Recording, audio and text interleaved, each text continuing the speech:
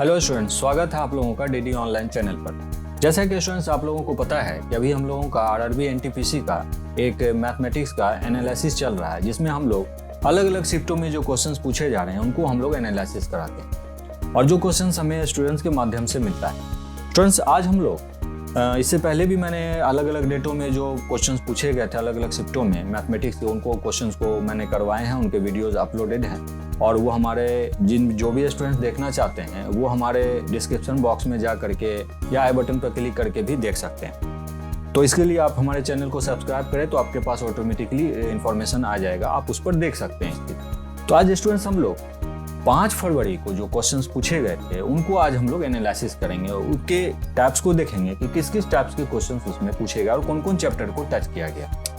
तो स्टूडेंट्स सबसे पहले जो क्वेश्चन पूछा, कुछ क्वेश्चन ऐसा था कि अगर माध्य 4 है और माध्यिका 5 है तो उसका बहुलक पूछा जाए। बहुलक आपसे पूछा गया। तो स्टूडेंट्स आप लोगों को पता है कि ये कहता है, इसके लिए जो आपको फॉर्मूला होता है कि माध्य बराबर माध्य माइनस बहुलक बराबर होता है 3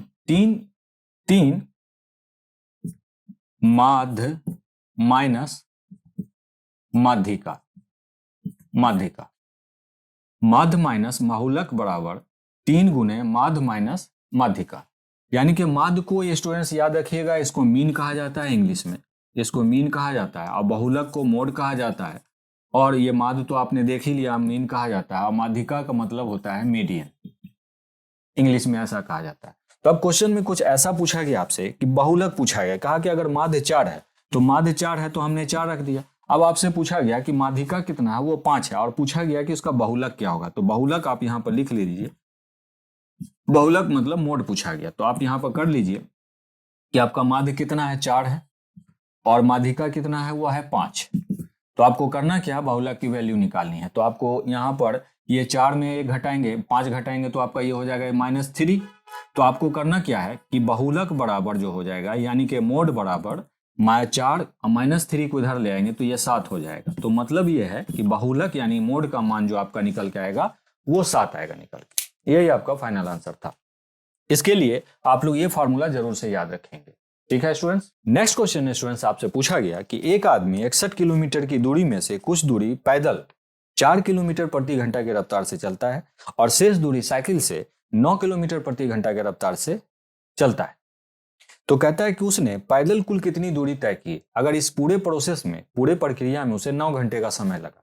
तो जैसा कि आपको क्वेश्चन दिख रहा होगा, तो स्टूडेंट्स आप क्या करेंगे ऐसे क्वेश्चंस के लिए, आपको करना क्या है, यहां पर आप लिख लीजिए कि पैदल यानी कि पैदल चली गई दूरी आपसे पूछा गया था, ये पैदल कर लीजिए और यहां पर आप साइकिल कर लीजिए, पैदल और साइकिल से। मान लीजिए कि स्टूडेंट्स कुल दूरी थी कितनी, 61 किलोमीटर। अब कहा है कि वो पैदल 4 किलोमीटर प्रति घंटा की रफ्तार से चलता है, तो इसको आप एलिगेशन मिक्सचर के तरीके से भी बना सकते हैं।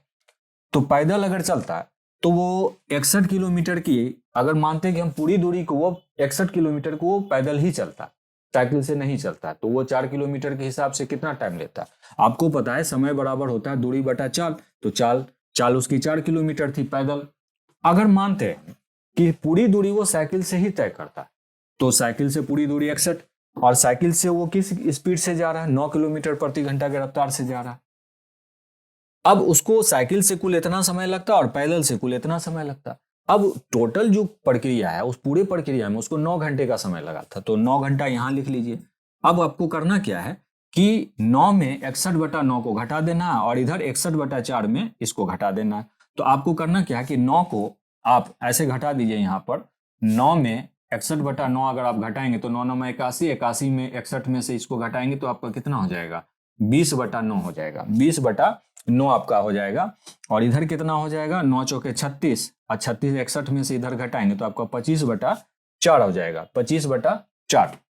तो इधर हो जाएगा आपका 20/9, 20/9 इधर घटाएंगे तो, और इधर हो जाएगा आपका कि 61/4 में 9 घटाएंगे, ऐसे कर दीजिए, 61/4 में 9 घटा दीजिए तो 9 चौके 36 और 61 में 36 घटाएंगे तो 25/4 हो जाएगा, तो आपका 25/4 हो जाएगा। अब इसका मान निकाल लीजिए आप, तो आपको पता चल जाएगा कि इधर जो वैल्यू आएगी ऊपर में, इसको आप ऐसे लिख लीजिए 20/9 और यहां से आप 4 को ऊपर ले जाइए, 4 को ऊपर ले जाइए, जब नीचे हो जाएगा ये 25, तो 25 हो जाएगा, 5 के 20 हो जाएगा, तो 4 चौके 16/45 हो जाएगा। तो यानी कि यहाँ का मान हमको कितना आया 16 है, यहाँ का मान 45, 16/45 कितना होता है 61 होता है। यानी कि पैदल उसने कुल 16 किलोमीटर की दूरी तय की थी। यही आपसे क्वेश्चन में पूछा गया था। नेक्स्ट क्वेश्चन स्टूडेंट्स आपसे पूछा गया, जैसा कि आपको क्वेश्चन दिख रहा होगा, क्वेश्चन कुछ ऐसा है, कहता है कि x/√162 और बराबर है यहाँ पर 100 क्या कहता है आपका 128 सॉरी 168 है सर, सॉरी 168 है आपका, 128 और 162, 128 है और बाय x है। तो यहाँ पर x की वैल्यू आपसे पूछी गई कि x बराबर वाट, यही आपसे क्वेश्चन में पूछा गया। तो आप इसको कैसे सॉल्व करेंगे, x² लिख लेंगे, इन सबको आप एक रूट के अंदर में ले आएंगे। 128 क्योंकि रूट जब मल्टीप्लाई होगा तो दोनों एक ही रूट के अंदर आ जाता है। अब आप फर्दर इसको तोड़ दीजिए कि ये कितना हो जाएगा 64 × 2 और ये हो जाएगा 81 × 2। ठीक, अब आपको पता है कि 64 का वर्गमूल 8 होता है, ये 2 2 1 है तो 1 2 बाहर आ जाएगा, 81 का होता है 9। तो आप यहाँ पर क्या देखते हैं 8 दूना 16, 16 नमा 144। तो मतलब ये है कि x² बराबर आपका इतना आया है 144, तो x का मान कितना हो जाएगा, आप सीधे सीधे x हटाएंगे या 144 कर दीजिए, तो ऐसे भी आप समझ सकते थे x का स्क्वायर है तो यानी 12 का स्क्वायर है, तो 144 का वर्गमूल कितना हो जाएगा 12।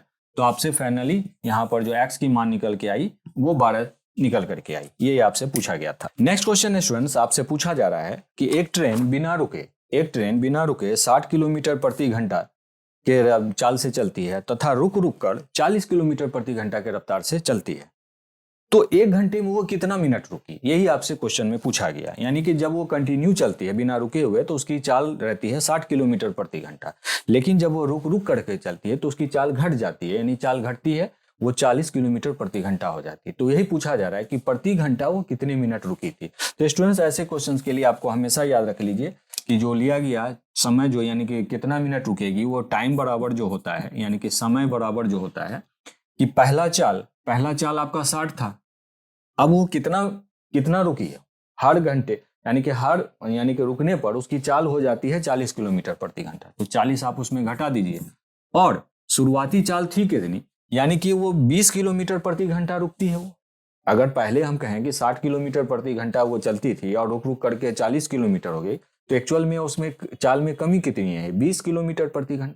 और वो चाल में जो कमी आई है वो किसके सापेक्ष में आई है, वो पहले जो चाल थी 60 किलोमीटर प्रति घंटा उसके सापेक्ष में कमी आई है। तो उसको आप पहले वाले चाल को नीचे रख लीजिए। अब चूंकि आपसे पूछा गया कि 1 घंटे में वो कितना मिनट रुकती है, तो आपको स्टूडेंट्स पता है कि 1 घंटे में 60 मिनट होता है, तो 60 से आप इसको मल्टीप्लाई कर दीजिए। तो अब आप साफ साफ देख सकते हैं इन दोनों का अंतर 20 आएगा और ये 60 × 60, तो आप इसको काट दीजिए, बराबर 20 मिनट हो जाएगा। यही आपका आंसर था कि वो प्रति घंटा 20 मिनट रुकती है, 20 मिनट प्रति घंटा उसका होता है, 20 मिनट प्रति घंटा। ये चाल नहीं है, ये 20 मिनट मैंने लिखा है, 20 मिनट प्रति घंटा वो रुकती है।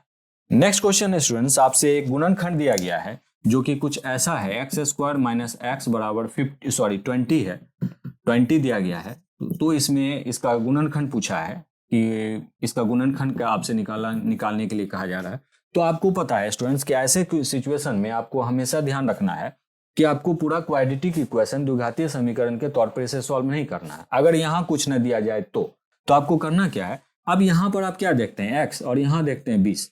अब आप मुझे एक चीज बताइए, कौन सी दो संख्या होगी जिनको जोड़ने या घटाने से 1 आ जाए, माइनस में आ जाए और गुना करने से 20 आ जाए। तो आप कहोगे कि सर -5 और 4 को अगर हम गुना करते हैं तो -20 आ जाता है, और -5 में अगर हम 4 घटाते हैं तो -1 आ जाता है। तो क्लियर है कि माइनस वाली जो वैल्यू है वही आपसे क्वेश्चन में पूछा गया। तो ये जो माइनस वाला आता है ना, वही उसका, तो आप जब इसको आप ब्रेक करेंगे तो ये कुछ ऐसा हो जाएगा कि माइनस वाला 5 को इधर ले लीजिए और प्लस वाला जो 4 है इसको आप ऐसे ले लीजिए, बराबर 0 कर दीजिए। अब यही इसका गुणनखंड हो गया, मतलब इसकी जो गुणनखंड हो गई ये x - 5 और x + 4। कैसे किया मैंने, फिर से समझिए आप। पहले इसको ब्रेक किया कि कौन सी दो संख्या होनी चाहिए जिसको गुना करने से 20 आ जाए, और वो भी माइनस में, तो -5 × 4 कर लिया। अब आप कहोगे कि सर आप -4 भी तो कर सकते थे, लेकिन अगर आप -4 करते तो 5 में से -4 करते तो +1 आता आपका, ये भी ध्यान में रखना है। तो यहाँ पर ये ध्यान में रखना था कि यहाँ -1 है, यहाँ पर -1 आना चाहिए। तो -1 के हिसाब से -5 में अगर आप 4 को जोड़ेंगे तभी तो -1 आएगा। इसीलिए आप ध्यान रख लीजिए कि मैंने -5 को माइनस में लिया, तो जो माइनस में आता है वही एक्चुअली प्लस में इधर चला जाता है। तो अब आप देखिए कि इस समीकरण का, इस द्विघातीय समीकरण का 2 गुणनखंड आया x - 5 x + 4। अब आप क्या करेंगे कि x का मान निकाल लेंगे, तो ये -5 इधर जाएगा तो ये +5 हो जाएगा, और ये +4 उधर जाएगा तो ये -4 हो जाएगा। तो ये इसके दो यानी कि मूल 2 रूट निकल के आए, एक 5 एक 4। लेकिन एक्चुअली यहाँ जो पूछा गया था वो गुणनखंड पूछा गया था, तो आप गुणनखंड कुछ ऐसे बना सकते थे। अगर आपसे मूल पूछा जाता तो आप x का मान एक +5 देते और एक -4 देते। यही आपसे क्वेश्चन में पूछा गया था।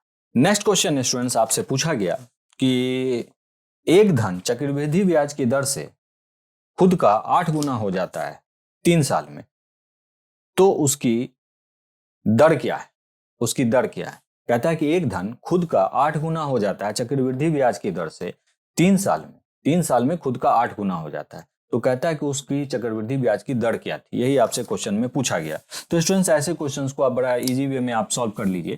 कहता है कि खुद का वो कितना गुना हो गया? 8 गुना हो गया। तो मान लीजिए कि आपको पता है कि मिश्र धन, तो यहाँ पे एक्चुअली मिश्र धन है, वो मिश्र धन यानी अमाउंट है। तो आपको पता है कि मिश्र धन का फॉर्मूला क्या होता है? ये होता है समय बराबर, तो ये मिश्र धन होता है। तो अब आपको देखिए कि यहाँ पर ये मूलधन था और ये दर था और ये समय था, यही आपको मिश्र धन का फॉर्मूला होता है। तो यहाँ पर आपको करना क्या है कि ये कहता है कि खुद का 8 गुना हो गया, तो 8 गुना का मतलब होगा कि वो ये इतना बराबर 8 गुना के होगा, यानी कि खुद का वो 8 गुना हो गया। तो इस पी की तो जरूरत है नहीं। 8 को आप क्या लिख सकते हैं? 2 का पावर 3 ऐसे लिख सकते हैं, 2 का पावर 3। अब आपको पता है कि वो कितने वर्ष में हुआ है? 3 वर्ष में हुआ। तो एक्चुअली आप यहाँ पर कुछ ऐसा कर सकते हैं कि यहाँ पर टी के जगह पर आप ऐसे लिख सकते हैं, तो 2 का पावर 3। अब यहाँ पर इस 3 की तो पावर की तो जरूरत है नहीं, तो आर का मान आपसे पूछा गया है, तो इधर आप इस एक को इधर ले जाएंगे तो एक का मान होगा कितना? एक का मान होगा यहाँ पर r/100, r/100, और ये आपका 1 हो जाएगा। ये 1 2 में घट जाएगा जा करके, तो यहाँ पर ये 2 में 1 घटेगा तो 1 हो जाएगा। तो आर का मान आपको हो जाएगा 100%, यानी 100% की दर से ऐसा होगा कि कोई धन अपने का 8 गुना हो जाएगा 3 वर्ष में। ठीक है, यही फॉर्मेट आपका पूछा गया था। नेक्स्ट क्वेश्चन स्टूडेंट्स आपसे पूछा गया है कि कोई धन साधारण ब्याज की दर से यानी सिंपल इंटरेस्ट की दर से 2 साल में 756 रुपया हो जाता है और 3.5 साल में 873 रुपया हो जाता है, तो कहता है कि ब्याज की दर क्या थी। तो स्टूडेंट्स ऐसे क्वेश्चंस को आप समझेंगे क्वेश्चन कैसे बनाया गया है। क्वेश्चन कहता है कि कोई धन 2 वर्ष में 756 रुपया हो जाता है, 2 वर्ष में 756 रुपया हो जाता है, और कहता है कि 3.5 वर्ष में कहता है कि वो 873 रुपया हो जाता है। तो एक बात बताइए स्टूडेंट्स कि पूरे 1.5 वर्ष में यानी 2 वर्ष में इतना था और 3.5 वर्ष में वो इतना हो गया, जैसा कि आपको क्वेश्चन में दिख रहा होगा। तो कहता है कि 1.5 वर्ष में उसमें कितनी का अंतर आया?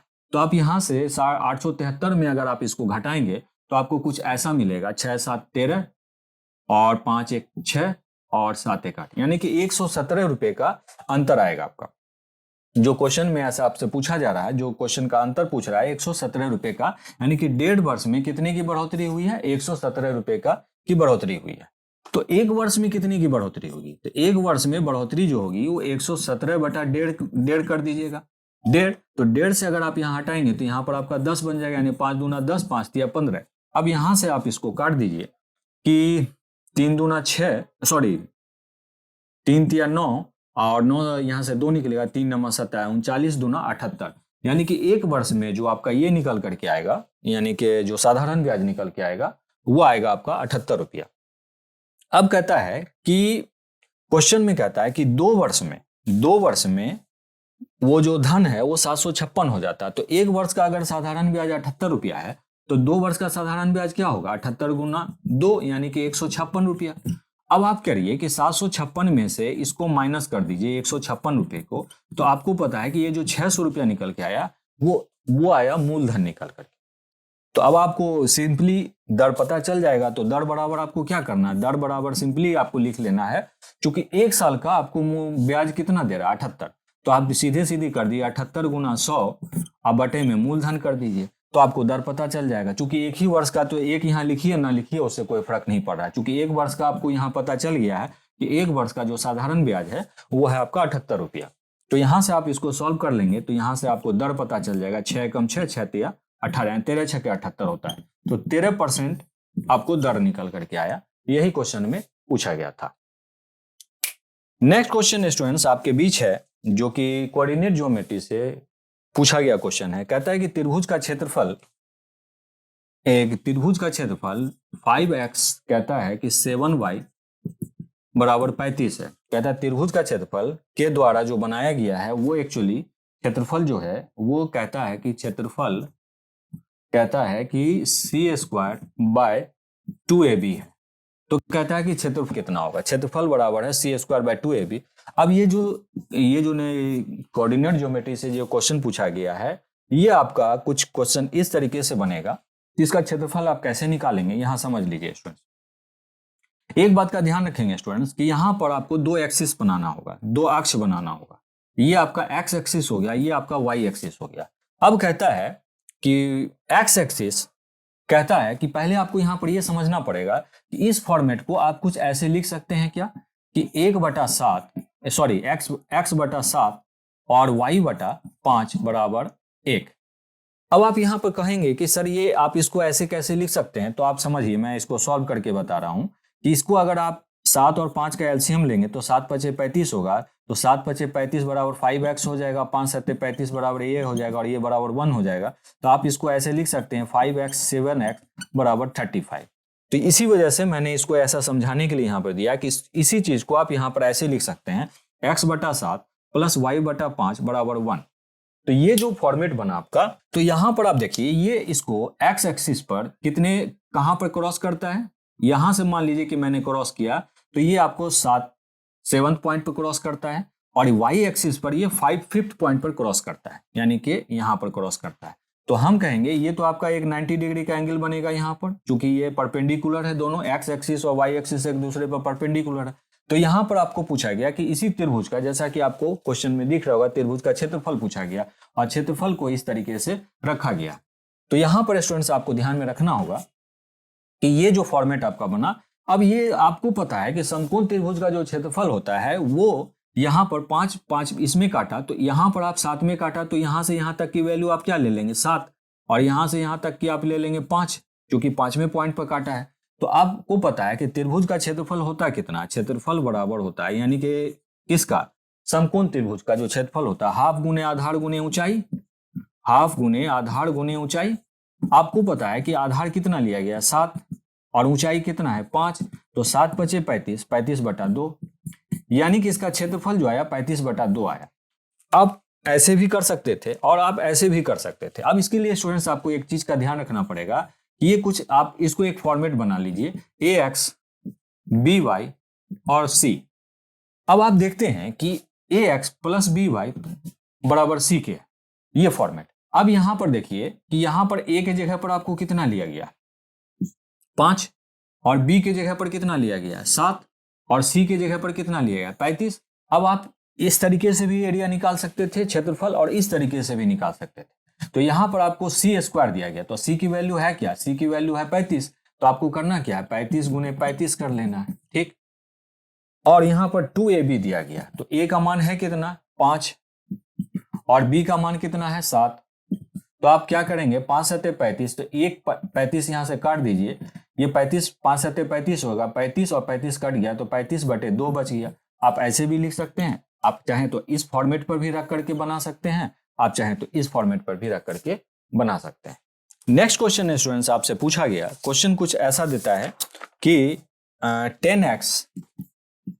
10x और 1 + sec x + 1 + sec x और by 10x बराबर कितना होगा। तो ऐसे क्वेश्चंस को स्टूडेंट सॉल्व करने के लिए आपको करना क्या होगा, ये ध्यान में रखना है कि आप इसका एलसीएम ले लीजिए। तो ये एलसीएम जब लेंगे तो ये 10x इससे मल्टीप्लाई हो जाएगा, तो 10² x हो जाएगा, और यहाँ पर क्या हो जाएगा कि 1 + sec² हो जाएगा, sec x² हो जाएगा, चूंकि ये इससे मल्टीप्लाई हो जाएगा। नीचे आपका आ जाएगा 10x और 1 + sec x।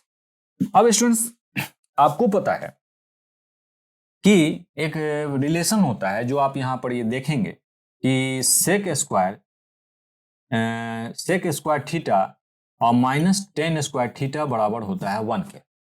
तो स्टूडेंट्स आप यहाँ पर देखेंगे कि अगर मैं सिर्फ टेन स्क्वायर थीटा की बात करूं तो मैं कुछ इसको ऐसे लिख सकता हूं कि सेक स्क्वायर थीटा -1, मैं इसको 1 को इधर ले जाऊंगा, टेन स्क्वायर थीटा को इधर ले जाऊंगा, तो कुछ यही रिलेशन को मैं यहाँ पुट कर दूंगा। यहाँ पर बस फर्क इतना है, थीटा की जगह एक्स लिया गया है। तो टेन स्क्वायर थीटा का मतलब होगा कि मैं कुछ इसको ऐसे लिख सकता हूँ कि इस इतनी की वैल्यू मैं यहाँ पर ये लिख सकता हूँ सेक स्क्वायर एक्स -1। अब आपको यहाँ पर 1 प्लस सेक एक्स का स्क्वायर आ गया और यहाँ पर आपका 10x into 1 plus sec X आ गया। अब स्टूडेंट्स ये जो वैल्यू है, क्या इसको आप ए स्क्वायर माइनस बी स्क्वायर पर तोड़ सकते हैं? मेरे कहने का मतलब है कि सेक स्क्वायर एक्स को आप -1 को कुछ आप ऐसा लिख सकते हैं, सेक एक्स प्लस 1 और सेक एक्स -1 लिख सकते हैं। तो यहां से अगर आप कॉमन ले लीजिए, सेक एक्स प्लस 1 कॉमन ले लीजिए, सेक एक्स प्लस 1 कॉमन ले लीजिए, तो यहाँ पर आपको कितना बच जाएगा? यहाँ पर बच जाएगा आपको सेक एक्स -1 और यहाँ से भी आपने एक 1 प्लस सेक एक्स कॉमन ले लिया है, तो यहाँ पर आपका कितना बच जाएगा? 1 प्लस सेक एक्स और यहाँ पर आपका 10x बच जाएगा और इंटू सॉरी यहाँ इंटू दीजिए ना दीजिए, बात बराबर ही है, सेक एक्स। तो ये वाला और ये वाला कट जाएगा और यहाँ से ये और ये कट जाएगा, तो आपको फाइनली यहाँ पर क्या मिल जाएगा? 2 सेक एक्स और यहाँ पर बच जाएगा 10x। अब ये आप यहाँ पर इसको चाहेंगे तो फर्दर तोड़ सकते हैं। इन सब के लिए एक रिलेशन आपको पता होना चाहिए। अब आपको स्टूडेंट्स पता है कि सेक एक्स की सेक थीटा बराबर क्या होता है? 1 बाय कॉस थीटा। तो आप यहाँ पर लिख देंगे, इस ऊपर की वैल्यू लिखेंगे 2 cos x और 10x बराबर होता है, 10 थीटा बराबर होता है sin theta by cos theta. तो आपको पता है sin theta by cos theta, तो cos थीटा यानी कि cos x ऊपर चला जाएगा, sin x नीचे रह जाएगा, ये आपका कट जाएगा। यहाँ पर क्या रह जाएगा? 2 बाय sin x। या तो आप ऑप्शन में अगर आपका ऐसा रहा होगा तो 2 बाय sin x लिख लीजिए, या आपको पता है कि sin थीटा बराबर होता है 1 बाय cosec थीटा, तो आप इसको ऐसे भी लिख सकते थे कि 2 बाय sin x को आप 2 cosec x भी लिख सकते हैं, या तो 2 बाय sin x लिख दीजिए या 2 cosec x लिख दीजिए। यही आपका फाइनल आंसर हुआ। नेक्स्ट क्वेश्चन स्टूडेंट्स आपसे पूछा गया कि किसी थैले में 1 रुपया 50 पैसे और 1 रुपये और 50 पैसे और 25 पैसे के कुछ सिक्के हैं और जो 1:2:3 के अनुपात में है। अगर कहता है कि 50 पैसे के 80 सिक्के हैं तो कुल कितने रुपए थैले में है? कुल कितने रुपए थैले में है? आपको पता है स्टूडेंट्स कि 101 रुपये को अगर हम मानते हैं कि 1 रुपये के जो सिक्के हैं, 1 रुपये के जो सिक्के हैं, आप हम इसको अलग अलग वैल्यू में पुट कर देंगे और 50 पैसा, 1 रुपये के सिक्के एक अनुपात में है और 50 पैसे के सिक्के 2 अनुपात में है और 25 पैसे के सिक्के 3 अनुपात में है। अब क्वेश्चन में स्टूडेंट्स आपको दिया गया कि जो यहाँ पर जो 50 पैसे के जो सिक्के हैं वो एक्चुअली हैं कितने? वो एक्चुअली जो हैं वो 50 पैसे के जो सिक्के हैं वो है 80। तो आप एक बात बताओ, 50 पैसे के जो सिक्के हैं तो उनकी वैल्यू क्या हो जाएगी? उनकी वैल्यू हो जाएगी और उनका अनुपात है 2। तो इसका मतलब होगा कि अगर आप 80 को 2 से कैंसिल करेंगे उनका अनुपात, तो वहां पर वैल्यू कितना दे देगा? वो आपको पता है कि वो 40 रुपये के बराबर हो जाएगा। तो 80 सिक्के हैं, तो 80 सिक्के तो 1 रुपये के नहीं है, तो आधे वैल्यू है। तो 50 पैसे के सिक्के के जो रुपये में कितना मान हो जाएगा? 40 रुपया हो जाएगा, यानी कि ये वाला आपका 40 मान हो जाएगा। तो आप यहाँ पर कहेंगे कि 40 को आप क्या करेंगे कि 1 से मल्टीप्लाई करेंगे, 40 को 1 से मल्टीप्लाई करेंगे। अब यहाँ मैंने 1 लिखा, या आप चाहें तो इसको 100 पैसा भी कर सकते हैं। आपको पता है कि 1 रुपया बराबर 100 पैसा होता है। यहाँ 50 पैसा 25 पैसा, या तो आप 1 रुपया लिख दीजिए या 100 पैसा लिख दीजिए। अब इतनी की वैल्यू कितनी आ रही है? 40 रुपये के बराबर आ रही है, यानी 50 पैसे की जो कुल वैल्यू आ रही है वो 40 पैसे आ रही है, 40 रुपये आ रही है, क्योंकि वो 80 सिक्के हैं। तो 80 का आप आधा करेंगे तो 40 रुपया हो जाएगा। तो यहाँ पर आप इसको मल्टीप्लाई कीजिए, तो 40 इसकी वैल्यू आ गई, तो 40 दिया क्या करेंगे? 40 को इससे भी मल्टीप्लाई करेंगे, 40 को इससे भी मल्टीप्लाई करेंगे, तो 40 को इससे मल्टीप्लाई करेंगे तो ये 40 हो जाएगा और ये कितना हो जाएगा? 40 दिया 120 सिक्का, तो 40 दिया, यहाँ पर सिक्कों की संख्या कितनी हो जाएगी? सिक्कों की संख्या 40। यहाँ पर तो आपको सिक्कों की संख्या 80 आ रही थी और यहाँ पर सिक्कों की संख्या कितनी आ जाती? 40 से कम 40, 40 दूना 80 और 40 दिया 120। अब रुपये के हिसाब से कितना आता है? 40 सिक्के थे तो 40 को 1 से मल्टीप्लाई करेंगे तो 40 रुपया हो जाएगा, और इसकी तो कुल वैल्यू 40 रुपये हुई ही है, और ये 120 सिक्के हो गए। तो 120 का मतलब होगा कि उसके 1/3 यानी कि 1/4 करेंगे, तो 1/4 बराबर क्या होता है, 30 रुपये के बराबर हो गया। यानी 120, आपको पता है कि ये 25 पैसे हैं, रुपये में अगर इसको आप कन्वर्ट करेंगे तो क्या आएगा, 1/4। तो 1/4 से इसको आप भाग लगाएंगे तो कितने के बराबर होगा, 30 रुपये के बराबर। यानी 120 सिक्के की जो कुल मान होगी वो 30 रुपये के बराबर होगी। तो अब आप सबको मल्टीप्लाई कर दीजिए, 40 40 80, 80 और 30 110, यानी कि उस थैले में कुल 110 रुपये थे। यही आपसे पूछा गया था। नेक्स्ट क्वेश्चन आपसे पूछा गया कि बिंदुओं का निर्देशांक बताइए जो रेखा 2 4 तथा 7 5 को 1 और 2 अनुपात में विभाजित करती है। ये आपको कोऑर्डिनेट ज्योमेट्री से पूछा गया क्वेश्चन है। कहता है कि बिंदुओं का निर्देशांक बताइए, यानी उसका कोऑर्डिनेट बताइए जो रेखा 2 4 और 7 5 को 1 और 2 के अनुपात में विभाजित करती है। तो स्टूडेंट्स याद रख लीजिए, ऐसे क्वेश्चन के लिए आपको मैं यहाँ पर समझा रहा हूँ, जो आपसे क्वेश्चन यहाँ पर पूछा गया है वो आप समझिए। मैं यहाँ पर आपको समझा रहा हूँ क्वेश्चन। कहता है कि एक रेखा है ए और बी। अब कहता है कि इसके एक निर्देशांक यानी कोऑर्डिनेट बताना है बिंदुओं का। तो जैसे मान लीजिए कि मैंने यहाँ पर क्वेश्चन में आपसे पूछा गया कि बिंदुओं का निर्देशांक बताइए, तो मैंने यहाँ पर मान लिया कि P और Q बिंदु है जो इस रेखा को, और इसका जो कोऑर्डिनेट, इसका जो आपका मान है वो आपका ऐसा कुछ दिया है क्वेश्चन में कि 2 और 4 दिया गया है क्वेश्चन में, और ये आपका x1 और y1 हो जाएगा। और ये आपका जो यहाँ का मान आपका दूसरा जो पूछा जा रहा है ये आपका दे रहा है कि ये आपका क्वेश्चन में दे रहा है 7 और 5 दे रहा है, और ये आपका हो जाएगा x2 और y2 हो जाएगा। अब कहता है कि ये इसको 1 और 2 के अनुपात में बांट रहा है, 1 और 2 के अनुपात में बांट रहा है। तो एक्चुअली क्या हो जाएगा स्टूडेंट्स कि 1 और 2 के अनुपात में बांटेंगे तो हम क्या करेंगे, इसको हम m1 मान लेंगे यहाँ से यहाँ तक, और ये वाला पार्ट 2 मान लेंगे, इस पॉइंट से यहाँ तक m2 और यहाँ से यहाँ तक m1। और ये इसको एक्चुअली किस में, 1 और 2 के अनुपात में बांट रहा है। ये m1 की वैल्यू हो गई, ये m2 की वैल्यू हो गई। स्टूडेंट्स याद रख लीजिए कि ऐसी चीजों के लिए आपको एक जो निर्देशांक बिंदु जो होती है कोऑर्डिनेट ज्योमेट्री में जो पूछा जाता है, इसके लिए आपको करना क्या होगा कि आप इसको वैल्यू को ऐसे देखेंगे। यहाँ पर ध्यान रख लीजिएगा जो आपसे क्वेश्चन में पूछा गया है कि m1 x2 और यहां पर आप लिखेंगे m2 चूंकि आपको यहां पर देना है अभी x एक्सिस के लिए निकालना है, तो ये आपका हो जाएगा x1, और नीचे आप क्या करेंगे m प्लस m2 जोड़ देंगे। यहां पर ध्यान रखिए, अब निर्देशांक यानी बिंदु Q का जो मान होगा वो हो जाएगा m1, ये y एक्सिस के लिए होगा m1 y2 और फिर m2 y1, और नीचे आप दोनों को जोड़ देंगे m प्लस m2। अब इसी दो फार्मूले पर, ये जो दो फार्मूला है आपका दो बिंदुओं के लिए जो फार्मूला निकला है, ये इसी पर आप इसको पुट कर देंगे तो आपको बिंदुओं का निर्देशांक यानी कोऑर्डिनेट पता चल जाएगा जो दोनों इस रेखा को जोड़ती है। तो आप करना क्या है, P का मान निकालने के लिए आप करेंगे स्टूडेंट्स m1 आपका कितना है 1, और x2 कितना है, x2 आप देख लीजिए यहाँ पर आपको दे रहा है 7, तो m1 की वैल्यू है 1, तो 1 को आप 7 से मल्टीप्लाई करेंगे इसके अकॉर्डिंगली, तो आपका 7 हो जाएगा। अब आ जाइए m2 आपका है 2। अब इसको करना क्या, x1 से मल्टीप्लाई करना, तो x1 की वैल्यू क्या है 2 है यहाँ पर, तो आप 2 दूना 4 हो जाएगा, तो 4 कर दीजिए यहाँ पर। अब कहता है कि m1 प्लस m2, तो m1 का मान कितना है 1 है और m2 का मान कितना 2, तो दोनों को जोड़ देंगे तो इन दोनों का योग कितना आ जाएगा 3, तो इसका निर्देशांक कितना आ जाएगा 11/3। अब आ जाइए आप Q का मान निकालने के लिए, तो Q का मान निकालने के लिए फिर आपको करना है, ये P बिंदु तो x एक्सिस के लिए था और Q बिंदु y एक्सिस के लिए, तो आपको करना क्या m1 y2, m1 की वैल्यू क्या है y और y2 की वैल्यू क्या है 1 है, और m1 की वैल्यू क्या है 1 और y2 की वैल्यू है 5, तो आपको क्या करना 1 को 5 से मल्टीप्लाई कर देना, कर दीजिए।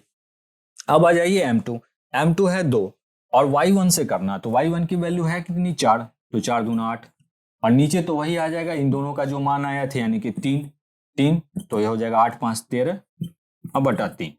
तो हमें फाइनली क्या पता चला, जो क्वेश्चन में पूछा गया कि बस इसके लिए आपको ये दो चीज याद रखना है, आपका क्वेश्चन इजीली निकल के आ जाएगा आंसर।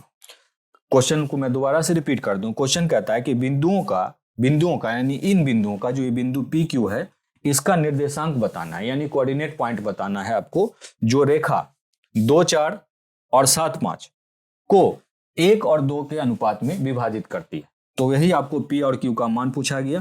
तो P का मान आपको आया 11/3 और Q का मान आया 13/3। आप कैसे निकालेंगे मैंने यहाँ पर लिख दिया है, आप इस चीज को जरूर से ध्यान में रखेंगे। नेक्स्ट क्वेश्चन जो स्टूडेंट्स आपसे पूछा गया है वो क्वेश्चन कुछ ऐसा है। क्वेश्चन कहता है कि चतुर्थ समानुपाती यानी फोर्थ प्रोपोर्शन आपसे पूछा गया है। चतुर्थ समानुपाती कहता है 4, 16 और 20 का चतुर्थ समानुपाती यानी फोर्थ प्रोपोर्शन आपसे पूछा गया। तो स्टूडेंट्स याद रख लीजिए, जब भी आपको चतुर्थ समानुपाती इस तरह से दिया जाना तो आप उसको ऐसे लिख लीजिए और यहां पर x कर दीजिए 4, 16 और 20। तो ये बाहर वाला बाहर से मल्टीप्लाई होगा, अंदर वाला अंदर से। तो यहाँ क्या हो जाएगा 4x और 16 गुना 20, आप ऐसे कर दीजिए 16 गुना 20। तो यहाँ x का मान यही है, x का मान चतुर्थ समानुपाती पूछा गया था। तो 16 गुना 20 कर दीजिए, 4 से इसको काट दीजिए, तो 16 पूछे 80। यहाँ पर x का मान कितना आया 80। मतलब ये स्टूडेंट्स इसको आप ऐसे भी समझ सकते हैं कि फर्स्ट इन दोनों को अगर आप ऐसे लीजिए तो आप कहेंगे कि ऐसे होगा, फिर इसके रिलेशन में भी यहाँ कुछ होना चाहिए। तो x की जगह पर जैसे आप 80 अगर आया तो 20 बटा अगर आप 80 करेंगे तो ये क्या हो जाएगा 1/4, ये भी 1/4, यानी कि दोनों जो वैल्यू होगी वो बराबर होनी चाहिए यहाँ पर। तो यही आपको ऐसे भी अगर आप चाहते तो समझ सकते थे, 4 चौके 16 और 20 चौके 80, ऐसे भी आप समझ सकते थे। इन दो चीजों को अगर आप समझ जाएंगे तो आपको ये सब करने की जरूरत भी नहीं पड़ती, आप देख करके भी आंसर दे सकते थे कि 4 चौके 16 और 20 चौके 80। तो आप यहाँ पर फटाक से बैठा सकते थे कि 20 चौके 80, आप डायरेक्ट भी कर सकते थे। लेकिन चूंकि मुझे कॉन्सेप्ट देना था इसलिए मैंने इतना डिटेल में आपको समझाया। तो आज के लिए बस इतना ही है स्टूडेंट्स।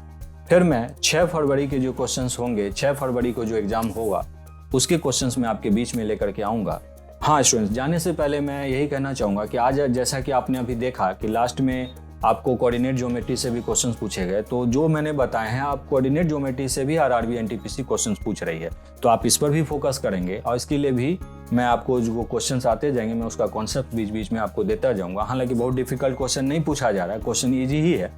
तो आपका ज़्यादा वक्त न लेते हुए, मैं जानता हूँ स्टूडेंट्स आपका वक्त कीमती है, फिर हम लोग मिलते हैं अपने नेक्स्ट वीडियो में। तब तक के लिए student thank you very much.